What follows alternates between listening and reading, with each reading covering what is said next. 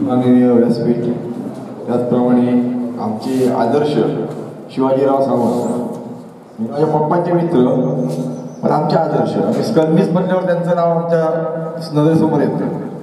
त्याचप्रमाणे या शाळेचे संस्था मुख्याध्यापक, त्याचप्रमाणे ग्रामपंचायत, या सर्वांचा मी आभार मानतो, कारण त्यांनी आम्हाला हे या ठिकाणी कार्यक्रम हा एक शिबिर करण्यासाठी आम्हाला परवानगी दिली.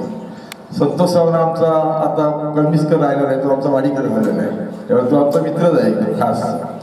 आणि एक प्रणय शेट्टी म्हणून एक माझा मित्र आहे, फोनवरचा मित्र. आम्ही एकाला बघितलं देखील नाही आतापर्यंत. तो आरती संग्रह करत होता माझ्या घरात, मी घर त्याला दिलं होतं, हे माझ्या घरात तू कर.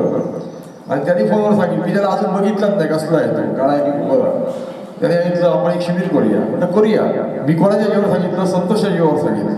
कारण संतोषकडे जी पॉवर आहे ती मला माहिती आहे. तो एकदम म्हणजे सर्व गुण संपन्न असा पत्रकार आहे. मग मी त्यांना सांगितलं म्हटलं करूया शिबिर चांगलं होणार.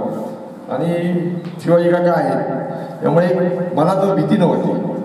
आणि कासले साहेबांची देखील माझं कालच आम्ही फोनवर बोलतो, आम्ही एक वेळा बघितलंच नाही, पण एक करायचं ते करायचं केलं. त्याचप्रमाणे माझे प्रथमेश पै म्हणून, नंतर ती प्रथा पै, हे होतकरू डॉक्टर MD झालेले आहेत पुण्यात, पण त्यांनी नोकरी न स्वीकारता इतर प्रॅक्टिस करतायत.